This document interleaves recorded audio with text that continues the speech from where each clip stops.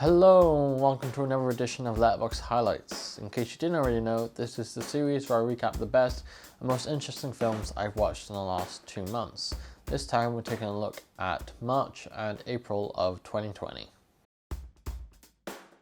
The first film I would like to recommend to you is Arrival by Denis Villeneuve. It's about a linguist that's recruited by the military to try and communicate with an alien life form after 12 spacecraft appear around the world. This is how you make a sci-fi film. Less of a focus on, CGI intensive action and fighting the aliens, and more of a focus on how things would, well, you would like to believe would play out, that we would attempt to try and communicate with any life forms that come to Earth instead of just trying to blow them out the fucking sky. I've become extremely interested in language over the last few years, so it was really cool to see how it was applied in this situation. I know some people have had issues with the way the narrative plays out and the ending, and others I've seen complain about how it's kind of a fake art house film. It's kind of an art house film made for the masses, but those things didn't really bother me. I actually thought it was pretty smart in its execution. The next film I would like to recommend to you is entitled Wild Strawberries, directed by Ingmar Bergman. I have recommended a Bergman film in the past in the form Persona, but I think I even mentioned in the review that I didn't quite connect with it, as well as some other films that I recommended. In a similar vein, I've seen The Seventh Seal, and I kind of had the same issue, but not with this one. The tale of a professor who has lived a life marked by coldness that is now forced to confront the loneliness of his existence. And I think it's a beautiful film on multiple levels, visually, thematically, and narratively. There's some great performances all around, and I adore the chemistry between Isaac and Agda. It kind of reminds me of an old married couple, even though they're not. And then once they pick up the kids on their journey, the dynamic between the whole group is just so fun, and I adore it. I'm hoping moving forward that I find more Bergman films like this piece rather than Seven Seal and Persona. And while those two films aren't bad, just not my type of thing. The Navigator, co-directed by Donald Crisp and Buster Keaton, apparently. It's about two spoiled rich people who find themselves trapped on an empty passenger ship, and it's a Buster Keaton film. I still stand by the fact that I prefer Keaton to Chaplin, at least in terms of the films I've seen so far. And I think this is another example of what makes Keaton so great. It's his comedy kind of borders that line between, especially the physical comedy is pretty stupid, on the surface, but there is an intelligence to the way it's executed and the way it's presented to the audience. Buster Keaton continues to be an absolute joy to watch, and he may be the star of this film, but Catherine Maguire is a great number two, as a superb sidekick, and the pairing work perfectly. Paris, Texas, directed by Wim Wenders, is about Travis Henderson, an aimless drifter who has been missing for 4 years, that has now wandered out of the desert and must reconnect with society, himself, his life, and his family. This is one of the best films I've watched in a long time, and my review on Letterboxd for this is probably going to be more extensive than what I'm going to share with you now, but I'll try and cover the main points. I think this is visually stunning, absolutely gorgeous cinematography throughout, some great wide shots, neon lights, which I always adore, and sunsets to absolutely die for. It's narratively interesting in the sense that the mystery we're presented with is a great example of giving an audience enough to keep them hooked, but never quite letting them in on the full truth. I think the most iconic feeling about this film that I had seen way before even watching it was the talk booths, is how I'm going to put it. There's probably an actual name for it, but I can't remember. Harry Dean Stanton leads the way as Travis Henderson, and his performance is absolutely splendid. And despite her brief appearance as Jane Henderson, Natasha Kinski is honestly probably one of the highlights of this film, despite a very brief appearance. Their shared monologues in the talk booths, is how I'm going to refer to it, are some of the best things I've ever seen committed to screen, and the way the booth is used to guide the perspective of the conversation is nothing short of genius. And yes, Wim, I will be stealing that for a future project. Thanks in advance. So, as an introduction to David Cronenberg's filmography, The Fly is not a bad place to start. It's about a brilliant but eccentric scientist who begins to transform into a man/fly hybrid after one of his experiments goes horribly wrong. It's a great body horror flick with some superb practical effects and wonderful dialogue. I put wonderful in quotations because it borders the line between absolutely brilliant and over the top, but that's what makes this film so fun. It's pretty brief at 96 minutes as a runtime, but it doesn't waste a minute of that. Jeff Goldblum is stellar as the lead, Seth Brundle, who is essentially a scientist with good intentions that sinks deeper and deeper into madness after a drunken mistake. And yeah, if you're looking to get started on Cronenberg or looking for a damn good 80s horror flick, then you could do no wrong with The Fly. That's the month of March done, and we're starting April off with another film from Bong Joon-ho, the acclaimed director of Parasite, and this one's entitled The Host. It's about a monster that emerges from Seoul's Han River and begins attacking people, and one victim's family who does what it can to rescue her. I'm not sure if I'm repeating myself here, but Bong Joon-ho is a great director, and if you haven't seen any of his films yet, you're really missing out. I know some people don't particularly care for foreign language films, but he also has 2 English language films up on Netflix that I haven't actually watched yet, but that's Snowpiercer and Okja, I think. If you want to get started somewhere, start there and then work your way for the rest of his filmography, because you won't be disappointed. Anyway, this is a great monster movie with a cast that you want to root for. The family dynamic is wonderful.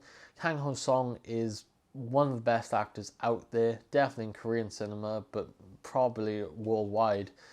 And he's a bit of a chameleon, to be honest. He kind of disappears into his roles, which is a great trait to have if you're an actor that's in so many films. Bong's direction is superb, and the one element of his work I've come to really appreciate is his comedic ability. There's a seamless nature to the way he interweaves it through some serious stories. I could get hung up on the special effects of the monster, but to be entirely honest, it never really pulled me out of the film except for its death animation, because it reminded me of those really static animations from video games. But that's not enough to ruin what is otherwise a really good film. With my recommendations, I often jump back and forward in time and terms of popularity, because there's so much good stuff out there, and Sunset Boulevard might be one of the more iconic examples of a film from what is deemed the golden era of cinema, which was the 40s, 50s. Billy Wilder's tale is about a down-on-his-luck screenwriter that develops a dangerous relationship with a faded film star from the silent era who is determined on making a triumphant return. I don't know if I've already made it apparent, but I adore films about films. They tend to be the ones that resonate with me the most because it's what I love. So a noir about old Hollywood and the nature of the industry is right down my alley, and it's interesting to see how it reflects the time that it was being made, about, you know, studio pictures starting to fail and the treatment of old film stars, and how basically a decade of film stars were written out of any future projects because they did silent stuff. Its dialogue and performances are fun, if not a bit over the top, but that's kind of to be expected of the time that it was made. It's narratively engrossing and has one of the most iconic movie endings of all time. So yeah, I don't see a whole lot wrong with this.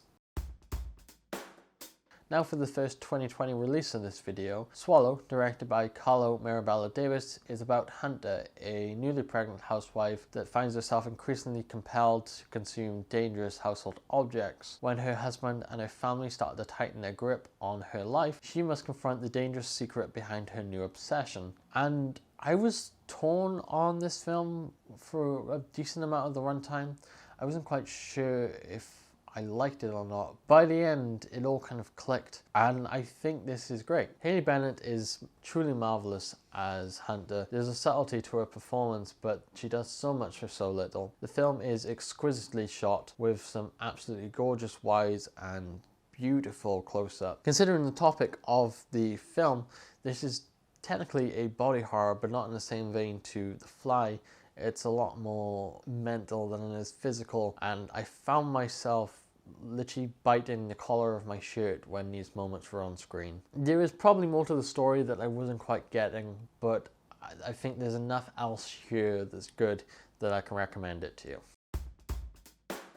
Now the only documentary recommendation of this video, Senna, directed by Asif Kapadia, is about Ayrton Senna, the Brazilian Formula 1 driver who won the F1 World Championship 3 times before his death at age 34. And there's a reason I don't normally recommend a lot of documentaries or watch a lot of documentaries, and that's because unlike I guess more fictional films, I struggle to properly analyze what it is that I think is good about this piece. But the one thing I do really appreciate about Senna is the way it's structured in terms of how it presents certain, I guess, characters to you. I mean, they're real people, but like in terms of a film, we're presented these people, these characters that were in Senna's life, and we're shown the relationship of them, and all of this works wonders when we come to the end of the film, and it kind of hits you harder.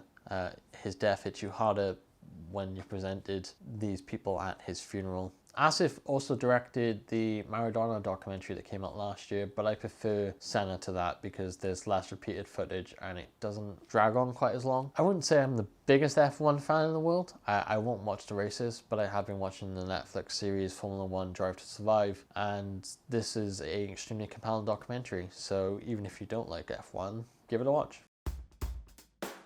The last film I would like to recommend to you is Kar-Wai Wong's In the Mood for Love. It's about two neighbours, a man and a woman, that form a strong bond after suspecting extramarital affairs of their spouses. However, they both agree to keep it platonic as to not commit similar wrongdoings. Every now and again, I find a film where I struggle to explain why I enjoy it as much as I do. And unlike the issue with documentaries where I just can't analyze a piece, with these films it feels like words would just fail me if I try to explain it. I could tell you that I like the visual style, I love the use of parallel imagery and the dynamic that's presented to us, as well as a myriad of other things. I could also tell you that there's quite a few things this film does that annoys me, particularly the constant fades to blacks between scenes. It gets very annoying. However, these annoyances aren't enough to ruin an overall positive impression that this film left on me, and all I can suggest is that you seek out the film and watch it for yourself to determine whether you enjoy it as much or hopefully more than I do, because I know some people that absolutely adore this film. And that will do it for this edition of Letterboxd Highlights. This one was a bit more challenging to put together simply because of the sheer amount of films that I've watched over these past 2 months. I think it totaled about 56 films, which was essentially a film a day after lockdown was implemented.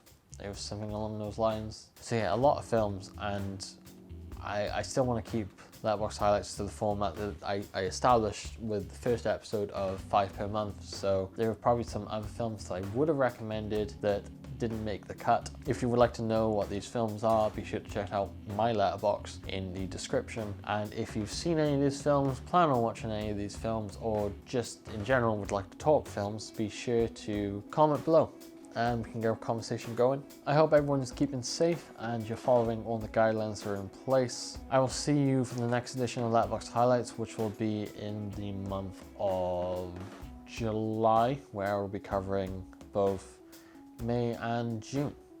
Until then, remember, love film.